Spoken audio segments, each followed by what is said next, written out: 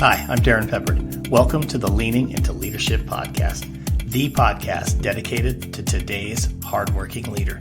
Join me every Sunday for leadership insight, inspiration, and a little pep talk to keep you rolling down your road to awesome.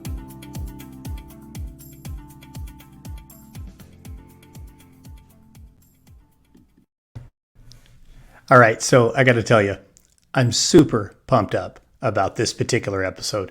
I know this isn't our normal release time. Don't usually drop a show on a Wednesday, but hey, it's Teacher Appreciation Week. We're calling this episode 16.5, so kind of a nice little in-between. We'll still have an episode coming out this coming Sunday, episode 17, but I just wanted to jump in and give you a little bit of extra boost as you get through your week. You know, Teacher Appreciation Week is such a fun week. There's always so many great activities happening, and we're really celebrating people who are making a difference in the lives of our kids and who make a difference in our lives. And I just wanted to chime in just a little bit. You know, I don't have the opportunity this year to be in a school during Teacher Appreciation Week. Obviously, you know, this is my first year away from public education. And as it turns out, I'm not booked anywhere this week. So what a great opportunity. I just want to bounce in, tell you how much I appreciate you. And I'm going to share a couple of stories with you too. So let's kind of dive in here really quick. This is going to be a short podcast. I know I say that every time and then they turn out not to be, but this time I actually think I'll be able to stick to that. Here's the thing. So it is Teacher Appreciation Week, and we should get this out of the way right off the bat, that our teachers should be appreciated more than just this week. Honestly, we need to show appreciation and love to teachers year round, because it's year round that they really make a difference, that they make an impact in each one of our lives and in the lives of kids everywhere in the country. So actually across the globe. I shouldn't even just say in the country. I apologize for that. Teachers make an impact all across the globe. And man, you're amazing. I don't know how you're doing it this year. I mean, let's be straight. This is a tough year. The last couple of years have been tough. And, you know, there was that little tiny window of time when all of a sudden teachers were loved and revered and thought we were amazing. You know, that 2, 3, 4, 5 weeks after the pandemic started, and then that was pretty much it. Now, the love doesn't exist like it should for teachers. So we've just got to continue to find the opportunities, not just in Teacher Appreciation Week, to say thank you, because they truly are making a difference, and they truly touch everybody's lives. I mean, I was thinking about it this week, about some of the teachers that, when I reflect back, really made a difference for me. You know, I've even said, I know a few times in interviews, that I didn't have that teacher. But maybe I did, and maybe I have not been, I don't know, as reflective as I need to be about that. Because just this week alone, I could think of 3 teachers who really made a difference for me. Now, no, they were not the ones who were the reason I went into education. I still don't have that teacher story, but that's okay. I do, though, have some teachers that really made a difference for me. And that's kind of what I wanted to talk about a little bit today, and share with you maybe a couple of my bamboo stories as well. You know, kids that I had in the classroom that many, many years later reached out and told me that I'd made a difference in their lives when I didn't necessarily realize that I had. So let me start with the teachers that I've been thinking about, the ones who really impacted me. And I'll be honest with you, the first one I go back to when I was in 2nd grade. And if you've ever moved in the middle of a school year, you know what I'm about to talk about. It is so difficult to be the new kid in a school. And when I was in 2nd grade, my parents bought a new house. And I mean, it's the home that I, to this day, consider the house that I grew up in. I mean, again, I was in 2nd grade when we moved into it. And my parents thought it was a good idea because we were moving clear across town to, instead of, you know, driving us back to our other school, to enroll us in this new school with 5 weeks left to go in the school year so that we could meet some other kids who were kind of in our neighborhood. And it was the right thing for them to do. I'm grateful that they did it. But it's hard being the new kid, right?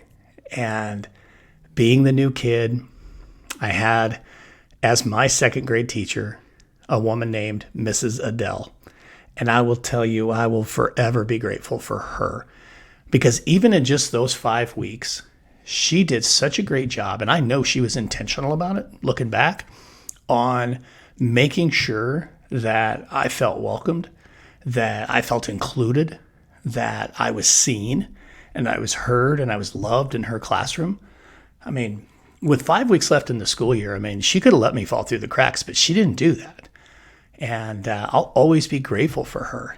You know, teachers, I know there's a lot of you doing this right now. You're getting new kids moving into your classroom. I mean, holy cow, we're so transient as a society now that we're always getting new kids. If you're doing something to be intentional about welcoming that kid, wow, thank you for doing that. From somebody who experienced it, thank you for doing that. It makes such a difference. I think about Mr. Stark, who was my 6th grade teacher and the only male elementary teacher I ever had. It was interesting having Mr. Stark, and I think he was a first-year teacher when I had him. But I had had a very poor 4th grade experience. It was traumatic, and it's a story for another time. But suffice it to say, I went from a very confident student to absolutely not a confident student. I felt like I couldn't do anything right. I didn't like school. And I was a kid who loved school. I mean, I didn't want to go to school. I was pretending to be sick. I mean, it was a terrible, terrible experience. And yes, I was okay in 5th grade. I think I was kind of coming out of that experience. But Mr. Stark really, really was intentional with supporting me.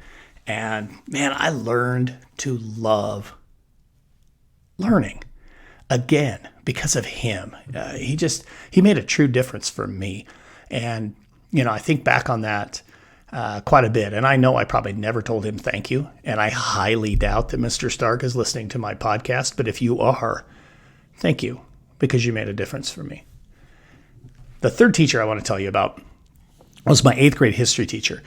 And he was a great teacher to have. I had him at the right time, I think, because as an 8th grader, I was a pretty confident kid. I was an athlete. I was doing well in the classroom, but I still was a little bit reserved with my teachers. And Mr. Schaefer, Brent Schaefer is his name.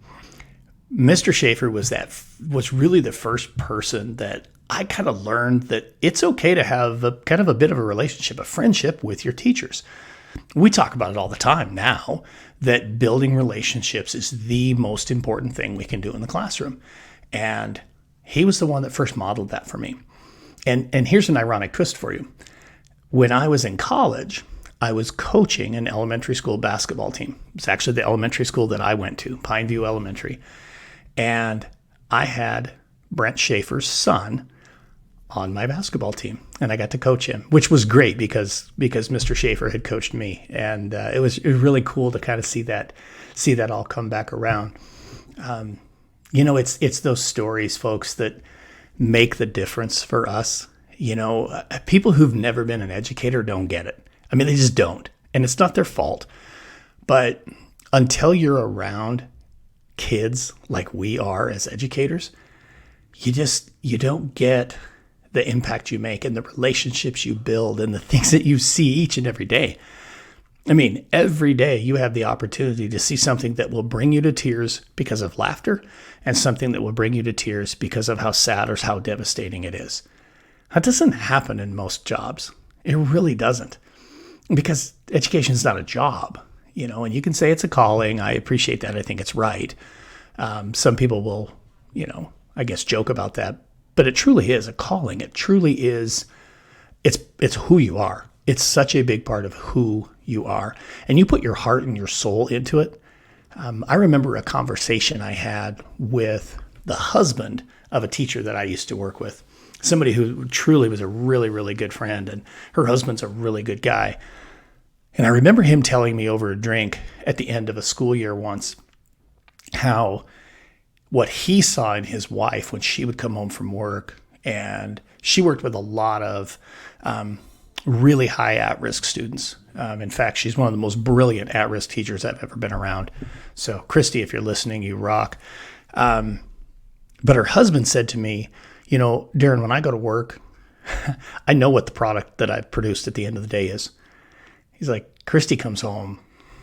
She doesn't know if she's made a difference or not, because the truth is, teachers, your job is not to teach fourth grade or middle school science or high school algebra. I mean, your job is to take this human being that's in your classroom and in 9 months, roughly, turn them into a little bit better human being. Now, you use math or science or reading or whatever as your medium for that work. But I mean, we're in the people business, folks. We can't forget that. And I think people forget that about us. Those who want to try to tear down our profession don't understand that our work is about human beings. That's the product that we have. And we do it brilliantly. We really do. I mean, there's no good quality metric that can measure what it is that you're actually doing. And, I defy folks to try and find it. It's certainly not going to come from Congress, not from the group who brought you No Child Left Behind or any of those kinds of metrics. That doesn't measure the impact that we have. Yes, it measures if, a kid got a little bit better at math that year. That's fine. I don't have a problem with that. But you can't really measure what we do in any type of quantifiable scale. You just can't. I would tell you the best way to measure what you do is what I call the bamboo effect. And that's the stories that come years down the road. We put in so much effort, so much heart and soul, and we don't know if we're making a difference until so many years later. So let me tell you a little bit more about bamboo so that makes a little sense to you. The Chinese bamboo plant, when the seeds first germinate, they don't show growth above the ground for 5 years. I mean, it is the beginning of the 5th year before you see any growth above the ground. And it's not because the plant is lying dormant. It's not. It's working so hard under the soil to develop a root system that's going to be able to sustain and support this massive plant. In order to support something that big, it's going to take time. That's a lot of what we do. We spend so much time building the foundation of these human beings that we're with each and every day. And many, many, many years later, they become these incredible human beings. And if we're lucky, they come back and talk to us about it and share that information. Just like with the bamboo plant, at year 5, that's when there's finally some plant that actually comes up out of the ground. And honestly, it'll grow as much as 80 feet in 6 weeks once it comes up above the ground. You've experienced this, not the bamboo part. You've experienced this in your classroom or in your school. I remember many, many times as a principal, it'd be a kid that, known them since they were a freshman. And honestly, with my own kid coming through and me getting to be her principal, they were kids I'd known for 10 years. And then there was this incredible growth.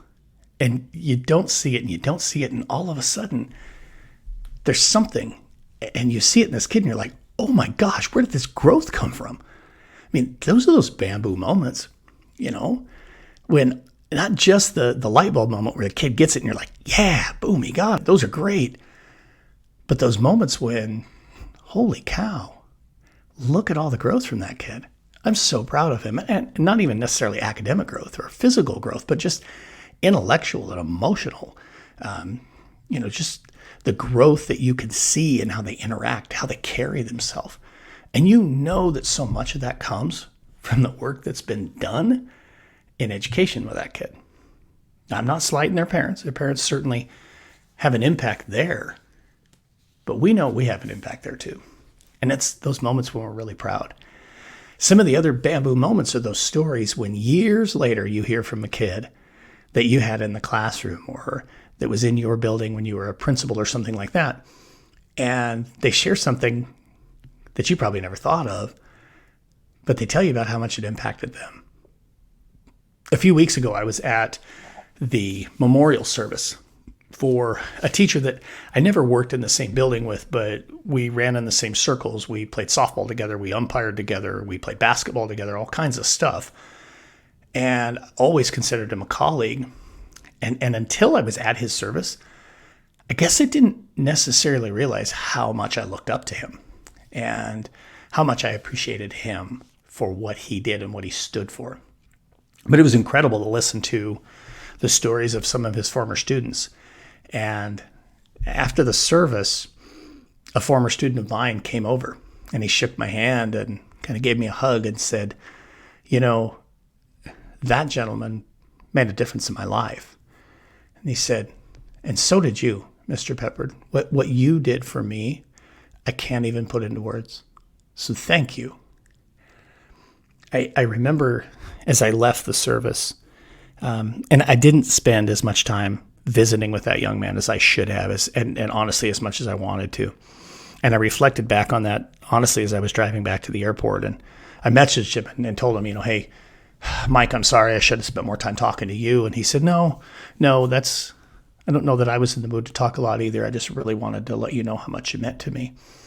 So next time I'm there, I will definitely take him out to dinner and be able to have much, much more conversation with him. But, you know, when you get those moments, unexpected moments, when a student reaches out or says something to you about the impact you've made, teachers, that's the payoff.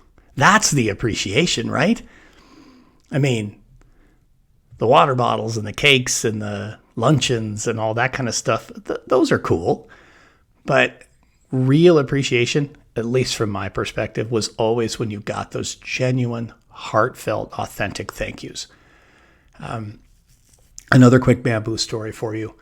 And this is kind of cool. So a young lady that I had in class, both at the junior high school level and then again at the high school level, she and I have reconnected over the last, 6 or 9 months. She's had some struggles in her life. You know, I mean, we all have some struggles. But I'm really proud of who she's become and how she's overcome those. And maybe I shouldn't say who she's become. I should just simply say I'm proud of who she is. Because saying who she's become implies that, you know, who she wasn't good enough. But that's part of her story. I mean, let's be honest. She's the same person. She just has had to grow through these struggles, like many, many of us have done in our own way.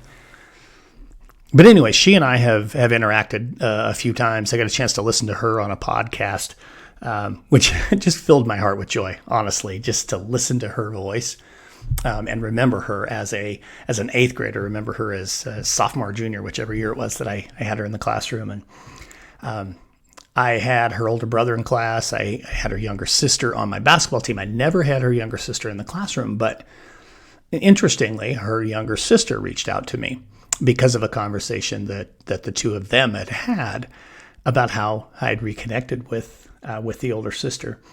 And I guess I could give you names so you're not trying to keep track. Jamie is the older sister, the one that I had in the junior high and the high school level. And then Kristen is the younger sister. Kristen, by the way, a 4th grade teacher. So Kristen, thank you. Teacher Appreciation Week. Shout out to Kristen. And Kristen actually is going into administration, and she and I are going to connect later this month and have a conversation. It really warms my heart that she wants to hear some insight from me as she gets ready to start her administration career. And, you know, I'm certainly going to give her, you know, as many tips and pieces of advice as I can. But I have a feeling that she knows in her heart and in her core what she needs to do. She just needs some words of encouragement. So I'm happy to do that. Look, here's the thing.